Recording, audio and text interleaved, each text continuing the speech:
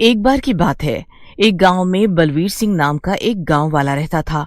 उसे कुश्ती लड़ने का बहुत शौक था। वो दिन रात मेहनत करता और एक दिन वो पूरे गांव और फिर पूरे भारत देश का चैंपियन बना। बलवीर सिंह घर जाता है और अपने पिताजी से आगे जाने की बात करता है। अरे बाबा, अब मैं आगे भी खेलना चाहता हूँ, लेकिन उसके लिए पैसे चाहिए। मेरा सपना है कि मैं अपने देश का नाम पूरी दुनिया में रोशन करूँ। बस बस रहने दे, के नाम रोशन करेगा? कर तो लिया नाम रोशन है। अब कुछ पैसे कमाने पर भी ध्यान दे। जब भूख लगेगी तो घर चलाने के लिए पैसा चाहिए होता है, समझी? इसीलिए ये सब छोड़ के कोई नौकरी कर ले। बलवीर बहुत ही उदास हो जाता है। वो अपने बाबा के कहने पर नौकरी तो कर लेता है, लेकिन उसका मन हमेशा कुश्ती खेलने और इंटरनेशनल गोल्ड मेडल में ही लगा रहता। वो बहुत उदास रहने लगता। अरे, ये बलबीर की शादी की उम्र हो गई है, इसकी शादी करवा देते हैं। मैं भी बलबीर की माँ के बिना अब पूरा घर अकेले नहीं संभाल पाता। मने भी कुछ दिन सुकून मिलेगा और वैसे भी मैं अब कितने दिन इसके साथ रहूंगा। ऐसा सोचकर हरिया बलवीर की शादी करवा देता है। सब कुछ अच्छा चल रहा होता है, लेकिन जब भी बलवीर गांव के अखाड़े के बाहर से निकलता, उसका मन बेचैन हो जाता। वो नौकरी के बाद घंटों घंटों जंगल में उदास बैठा रहता। एक दिन उसकी बीवी सीमा उससे बोलती है, अजी क्या हुआ? आप हमेशा ऐसे उदास क्यों रहते हो जी? क्या मैं आपको पसंद नहीं? फिर बलवीर उसे अपने सपने के बारे में बताता है, जिसे सुनकर सीमा बोलती है, अरे कोई बात नहीं, आप देश के लिए गोल्ड ना ला पाए तो क्या, आपका बेटा ये जरूर करेगा। ये सुनकर बलवीर खुश हो जाता है। अरे सीमा, ये तू कैसी बात कर रही है? रघुवीर बहुत खुश हो जाता है और उसे अंधेरे में एक उम्मीद की किरण नजर आती है। अगले दिन सुबह दोनों शहर जाते हैं, लेकिन आते वक्त उनकी बस खाई में गिर जाती है और दोनों की मृत्यु हो जाती है। वहीं दूसरी तरफ सीमा का बच्चा होने वाला होता है। वो घर पर बहुत अकेली पड़ जाती है। जैसे ही उसे पति और अपने ससुर के मरने की खबर मिलती है, वो बहुत रोती है।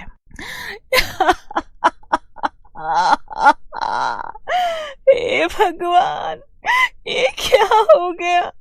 अब मैं अकेले क्या करूंगी? सीमा बहन, हिम्मत रखो, देखो तुम्हें इस बच्चे के लिए तो जीना ही पड़ेगा। कुछ ही दिनों बाद सीमा की 2 जुड़वां बेटियां पैदा होती हैं। सीमा उन्हें देखकर बहुत खुश होती है। सीमा लोगों के घरों में काम करती है और अपनी दोनों बेटियों को पालती। कुछ ही समय में दोनों बेटियां बड़ी हो जाती हैं और सीमा से पूछती हैं, माँ, हमारे पापा कहाँ हैं? स्कूल में सभी हमसे हमारे पापा के बारे में पूछते हैं, बोलो ना माँ। हाँ माँ, दीदी सही कह रही है, बोलो ना माँ। और ये ऊपर वाला कमरा हमेशा बंद क्यों रहता है? इसमें ऐसा क्या है? और रात में वहाँ से डरावनी डरावनी आवाजें भी आती हैं, हम तो डर के मारे ऊपर ही नहीं जाते। सीमा उन्हें सब कुछ बताती है। अरे वाह माँ, पापा तो बहुत ही बड़े चैंपियन थे। हाँ बेटा, बस देश के लिए गोल्ड मेडल नहीं ला सके। चलो अब तुम दोनों सो जाओ, बहुत रात हो गई है। फिर सब सोने चले जाते हैं, लेकिन पिंकी को नींद नहीं आ रही होती। पापा के कमरे में जाकर देखूं क्या? हम इतने बड़े हो गए हैं, लेकिन इतने सालों में हम कभी इस कमरे में नहीं गए। आज माँ की अलमारी से चाबी ले लेती हूँ चुपके से और जरा देखूं तो सही इसके अंदर कैसे कैसे मेडल हैं पापा के। इतने में चिंकी भी वहाँ आ जाती है। अरे दीदी, आप यहाँ क्या कर रही हो? चलो सोने। पिंकी, मैं सोच रही हूँ कि पापा के कमरे को खोले। अरे दीदी, ये क्या बोल रही हो? माँ ने तो उसे खोलने से मना किया है ना। हम माँ को नहीं बताएंगे, चलो ना। फिर दोनों बहनें मिलकर बलवीर के कमरे को खोलती हैं, तो वहाँ बहुत सारे मेडल लटके होते हैं और पहलवानी करने का सामान रखा होता है। अरे वाह चिंकी, ये देख तो जरा, क्या सुंदर मेडल्स हैं, और वो भी इतने सारे। हमारे पापा तो बहुत बड़े पहलवान निकले। तभी कुछ आवाज सी आती है और दोनों डर जाती हैं। अरे दीदी, ये कैसी आवाज है? चलो सो जाते हैं, कहीं माँ उठ गई तो। चलो चलो। फिर दोनों वहां से चली जाती हैं। अगले दिन फिर से पिंकी को नींद नहीं आती। क्या हुआ दीदी, सो क्यों नहीं रहे? पिंकी, पापा के मेडल्स देखकर मेरा भी मन कर रहा है कि मैं भी पहलवानी करूं। क्या बात करती हो दीदी, अब मर्दों के काम आप करोगी, सब हंसेंगे आप पर। मर्दाना चाल वाली लड़की बोलेंगे सब आपको। मैं मजाक नहीं कर रही हूँ। चिंकी उसकी बात पर ध्यान नहीं देती। अगली सुबह पिंकी अपनी माँ से बात करती है।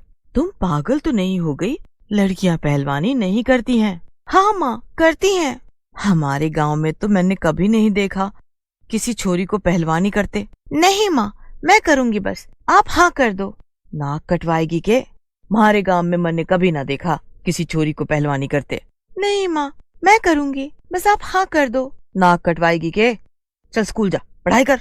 सीमा पिंकी को डांट देती है, लेकिन पिंकी अपने मन में ठान लेती है और चोरी छिपे कुश्ती लड़ने वालों को छिप के देखने लगती है और देखकर सीखने की कोशिश करती है, लेकिन ऐसे वो ठीक से सीख नहीं पाती।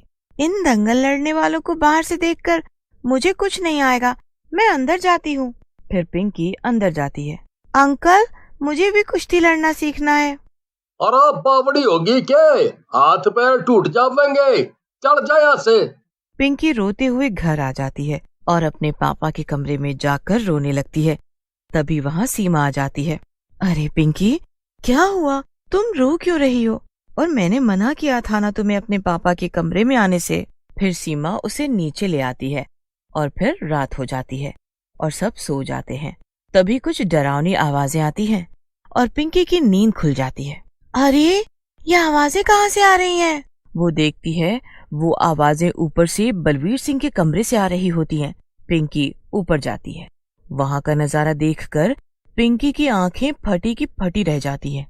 वहाँ सीमा बलवीर सिंह के भूत से बातें कर रही होती है।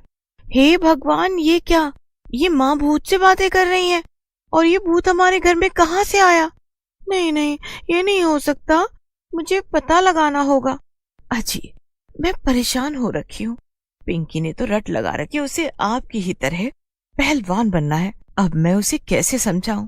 मैं अकेली दो लड़कियां, ऊपर से हमारे घर का खर्चा ही मुश्किल से चलता है, तो मैं ऐसे में इसे पहलवानी कैसे सिखाऊं? और गांव वाले ताने मारेंगे, वो अलग। सीमा, वो मारा ही तो खून से। मने यो जानकर बड़ा अच्छा लग गया कि वो पहलवानी करना चाहे है, तो उसे रोकिए ना। उसकी इस बात से मेरे मन में भी एक उम्मीद जागी है, वही मेरा सपना पूरा करेगी। अपने सपने के लिए छोरी की जिंदगी बर्बाद ना करो जी। इतना बोलकर सीमा सोने चली जाती है, लेकिन पिंकी उनकी सब बातें सुन लेती है। ये सब क्या हो रहा है? पापा भूत बन गए, तभी माँ ये कमरा बंद रखती है और हमें यहाँ नहीं आने देती। लेकिन अब मैं क्या करूँ, कैसे सब सीखूं? ये सब बोलकर पिंकी रोते रोते सो जाती है। पर आधी रात होते ही बलवीर सिंह का भूत वहाँ आ जाता है और पिंकी के सर पर हाथ फेरता है। पिंकी डर कर उठ जाती है। पापा, पापा। पिंकी बलवीर सिंह के गले लग जाती है। रे बेटा, तू इतना परेशान क्यों से? मैं तने इतने दिनों से देख रहा हूँ। अगर तू पहलवानी करना चाहती है तो फिर क्या दिक्कत है? लेकिन पापा, जब भी मैं पहलवानी करने की बात करती हूँ सब मेरा मजाक उड़ाते हैं, कोई मुझे सिखाना नहीं चाहता, तो मैं क्या करूँ? बेटा, तू बोले तो मैं तने सिखा सकूं। हाँ बेटा, लेकिन याद रखिए, ये इतना आसान ना है, घनी मेहनत करनी पड़ेगी। ठीक है पापा, मैं तैयार हूँ, मैं आपका सपना जरूर पूरा करूँगी। उन दोनों की बातें सुनकर चिंकी भी उठ जाती है और भूत को देखकर डर के मारे चिल्लाने लगती है। शोर सुनकर सीमा भी वहाँ आ जाती है। अरे, आप बच्चों के... हाँ सीमा, बहुत हुआ। मेरी बेटी पहलवानी करेगी। बेटा, कल सुबह तैयार रहना। फिर सीमा उन्हें सारी बात बताती है कि कैसे उनके पापा की अधूरी इच्छा के कारण उन्हें अब तक मुक्ति नहीं मिल पाई। ये सब सुनकर चिंकी भी पहलवानी सीखने की ठान लेती है। अगले दिन से बलवीर सिंह अपनी दोनों बेटियों को सिखाना शुरू करता है और उसी रात... हाय रे, हाथ पैर बहुत दर्द कर रहे हैं। हाँ दीदी, मेरे भी। आपके चक्कर में तो मैं भी फोकट में फंस गई। हाय रे। अरे, तो तुझे किसने बोला था कि तू भी सीख? मैं तो कल पापा को मना ही कर दूं सोच रही हूँ। अगले दिन सब लोग खाना खा रहे होते हैं। बलवीर सिंह भी वहीं होता है। पापा, मैं सोच रही थी अभी हम दोनों बहुत छोटे हैं, थोड़े और बड़े हो जाएं, फिर पहलवानी सीख लेंगे। अभी स्कूल की पढ़ाई भी होती है। देख बेटा, मैंने तो पहले ही बोला था कि तुम दोनों सोच लो, फैसला करने से पहले। पापा, हमने फैसला कर लिया है, अब ना करनी पहलवानी। क्यों दीदी? हाँ, सारी रात ना सो पाई मैं तो। लेकिन तुमने तो फैसला कर लिया था, ये पीछे ना हट सको। अब तो बेटा मारी चलेगी बस, ये कोई मजाक ना है। कल तैयार रहना, ठीक है? इतना बोलकर बलवीर सिंह गायब हो जाता है। पिंकी और चिंकी एक दूसरे की शक्ल देखने लगती हैं। मम्मी, अब तू है हम जैसे डूबतों का सहारा, तू ही बचा ले अब पापा से। मैं तो शुरू से तुम्हें समझा रही थी बेटा, पर तुम ना समझी। अब भूल जा कि मैं कुछ कर सकूंगी। चिंकी, ले बेटा, अब तो हम गए। एक दिन में हमारा ये हाल हो गया, तो अब आगे क्या होगा? अगली सुबह, पापा, मेरे पैरों में बहुत दर्द है। ये तो इतना आसान नहीं है जितना लग रहा था। आसान तो ना है बेटा, लेकिन तुम ये कर सको, मने पूरा विश्वास है। फिर पिंकी और चिंकी दोनों खूब मन लगाकर रोज प्रैक्टिस करती। फिर एक दिन रात में सब लोग खाना खा लेते हैं। पिंकी छत पर जाती है तो वहाँ बलवीर सिंह खून और मांस खा रहा होता है। पिंकी को ये सब देखकर अच्छा नहीं लगता। अरे पापा, छी, आप ये क्या खा रहे हो? अरे कुछ ना बेटा, अरे तू यहाँ क्यों आई है? हैं? जाओ जाओ यहाँ से। नहीं, पहले बताओ आप ये क्या खा रहे हो? आपको ये इंसानी मांस नहीं खाना चाहिए, किसी की जान लेना गलत है। हाँ बेटा, लेकिन मैं कर भी के सकूं, जिस योनी का हूँ मैं, मने तो पेट भर नहीं है। नहीं, आज के बाद आप ये सब नहीं खाओगे। पिंकी बलवीर को नीचे ले जाती है और बहुत ही स्वादिष्ट खाना बना कर देती है, जिसे खाकर बलवीर को मजा आ जाता है। अरे वाह बेटी, ये तो बहुत बढ़िया था। आज से मैं यही खाना खाऊंगा थारे साथ। हाँ? बलवीर सिंह खाना खा के सोने जाता है। अगले दिन सब एक साथ खाना खाने बैठते हैं। पिंकी बलवीर को मुर्गा और मछली की सब्जी बनाकर देती है, जिसे देखकर बलवीर खुश हो जाता है। इतने में सीमा वहां आ जाती है। ना जी, ये घर में ना बना है, पिंकी आपके लिए बाजार से लेकर आई है। मैंने कहा घर में ये सब ना बनेगा। अरे लेकिन तेरी बेटियां कमजोर पहलवान बनेंगी फिर। मैं वो कुछ नहीं जानती, मेरी रसोई में ये सब ना बनेगा। ठीक है, तेरी रसोई में ना बनाएंगे बस। फिर बलवीर सिंह सब्जी बनाने का सारा सामान लाता है और छत पर पिंकी और चिंकी खाना बनाने में उसकी मदद करती है। फिर सब खाना खाकर सो जाते हैं। अगले दिन पिंकी को लेकर बलवीर एक दंगल में जाता है। वहाँ पिंकी को खेलने नहीं देते। अरे तुम एक लड़की हो, तुम यहाँ लड़कों के साथ नहीं लड़ सकती हो, जाओ यहाँ से। इतने में बलवीर भूतिया रूप में वहाँ आ जाता है। के बोला भाई? हाँ, ये ना लड़ सके? क्यों भाई, तो फिर तू मुझसे लड़ेगा? फिर पिंकी दंगल लड़ती है और जीत जाती है। सब लोग जो पिंकी का मजाक बनाते थे वो सब उसकी तारीफ करने लगे थे।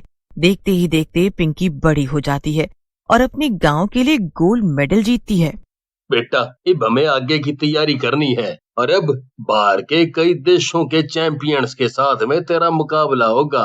अब तू और मेहनत कर बेटा, और देश के लिए। हाँ पापा, आप चिंता ना करो, मैं पूरी कोशिश करूंगी। फिर बलवीर सिंह पिंकी को एक अकादमी में छोड़कर आता है, जहां उसे आगे की ट्रेनिंग मिल सके। लेकिन वहां का ट्रेनर बहुत ही बुरा होता है। वो किसी पर भी इतना ध्यान नहीं देता। पिंकी भी खेलने में कमजोर होती जा रही थी और उसके बाद जितने भी दंगल लड़ती उसमें हारती जा रही थी। एक दिन पिंकी अपने घर पे फोन करती है। पापा, ये सर तो बहुत बुरे हैं, मुझे कुछ नहीं समझ आ रहा, ऐसे तो मैं हार जाऊंगी। अरे नहीं, भूत भूत, भागो भागो। अरे डरो नहीं, ये मेरे पापा हैं, ये मुझे सिखाने आए हैं। चाहो तो तुम भी इनसे फाइटिंग सीख सकती हो। अरे पागल हो गई हो क्या? अब ये भूत हमें सिखाएगा? हम तो जा रहे हैं, हमें बहुत डर लग रहा है, हमें बहुत डर लग रहा है। सब बच्चे डर के मारे इधर उधर भागने लगते हैं। भागो भागो, अपनी अपनी जान बचाकर भागो, भूत भूत। शोर सुनकर वहाँ के सीनियर आ जाते हैं। अरे ये सब क्या हो रहा है? भूत भूत। सर, ये मेरे पापा हैं, बलवीर सिंह। आपने इनका नाम सुना होगा, इन्होंने नेशनल में गोल्ड मेडल जीता था। अरे हाँ, ये वही बलबीर सिंह जी हैं। मैंने न्यूज में देखा था बहुत सालों पहले। लेकिन ये यहाँ क्यों आए हैं? पिंकी, सब डर रहे हैं, इनको यहाँ से जाने को कहो। सर, मैं सिर्फ अपनी बेटी को सिखाने दो, मैं यहाँ किसी को कोई नुकसान नहीं पहुँचाऊंगा। मेरी बेटी बहुत अच्छा खेलती है, अगर इसे अच्छे से ट्रेनिंग मिली तो ये इंटरनेशनल गोल्ड मेडल ला सके है, मैं पूरी गारंटी लेता हूँ। अब ठीक है, लेकिन तुम और बच्चों को यहाँ नहीं दिखने चाहिए, नहीं तो सब ऐसे ही डरते रहेंगे। फिर अगले दिन से बलवीर उसी के एकेडमी के मैदान में पिंकी को सिखाना शुरू करता है। बस वो पिंकी को ही दिखता था और किसी को नहीं। कुछ महीनों की ट्रेनिंग के बाद पिंकी पूरी तरह से दंगल लड़ने को तैयार थी। पूरी अकादमी में उसके जैसा कोई नहीं खेलता था। फाइनल फाइट का दिन होता है। सब फाइट पिंकी जीत जाती है और फाइनल्स में पहुंच जाती है। दूसरी तरफ, अरे मोनिका, ये लड़की तो बहुत फास्ट है, अब तक कोई भी फाइट नहीं हारी, लगता है तुम इस बार हार जाओगी। जूली, तुम चिंता मत करो, हर बार मैं अपने देश के लिए गोल्ड लाती हूँ, इस बार भी मैं ही जीतूंगी। मैं बाहर के देश में जरूर पली बढ़ी हूँ, लेकिन इन भारतीयों की हर कमी को जानती हूँ। सुना है इस लड़की पिंकी के पापा भूत हैं। ये यहाँ तक कैसे पहुंची है सब जानती हूँ, लेकिन ना आज इसके पापा होंगे और ना ये जीत पाएगी। इतना बोलकर मोनिका चली जाती है। फाइनल फाइटिंग का दिन होता है। पिंकी और चिंकी भी वहां पहुंचती है। दंगल शुरू होता है, लेकिन बलवीर सिंह का कुछ अता पता नहीं होता। पिंकी बार बार खेलते हुए बलवीर सिंह को ही ढूंढ रही होती है और लगातार हारती जाती है। थोड़ी देर के लिए बीच में ब्रेक होता है। अरे दीदी, आपको क्या हो गया है? आज आप हार क्यों रही हो? चिंकी, पापा कहाँ है? उन्हें बुलाओ, नहीं तो मैं हार जाऊंगी। मतलब दीदी, पापा क्या आपको अब तक अपनी भूतिया शक्तियों से जिताते थे? क्या आप में कोई काबिलियत नहीं है? पिंकी चुप हो जाती है और आगे खेल शुरू हो जाता है। वहीं दूसरी ओर बलवीर सिंह को एक साधु बाबा ने कैद कर लिया था। दूसरी तरफ, पता नहीं पापा कहाँ है, लेकिन कुछ भी हो जाए मुझे आज जीतना ही है। पापा ने मुझे अच्छे से सिखाया है, मैं हार नहीं सकती। फिर पिंकी पूरी मेहनत से लड़ती है और आखिर में जीत जाती है। सब लोग पिंकी के लिए तालियां बजाने लगते हैं। वाह दीदी, आप जीत गई। देखा, आप पापा की मदद से नहीं, आज तक अपनी काबिलियत से जीतती आई हो। चिंकी पिंकी को गले से लगा लेती है। आज मैं बहुत खुश हूँ, लेकिन पापा है कहाँ? मैंने उन्हें कैद करवा रखा है, मुझे माफ कर दो। मुझे लगा कि तुम अपने भूतिया पापा की मदद से जीत जाती हो। फिर मोनिका बलवीर सिंह को आजाद करवा देती है। बलवीर सिंह बहुत खुश होता है। सब लोग गांव वापस जाते हैं तो उनका बहुत बड़ा स्वागत होता है। शाबाश पिंकी बेटा, अब हमारा सपना पूरा हुआ। अब मैं आराम से मुक्त होकर यहाँ से जा सकता हूँ। अपनी छोटी बहन को भी अपनी तरह एक बड़ा पहलवान बनाइए। इतना बोलकर बलवीर सिंह मुक्त होकर वहां से चला जाता है।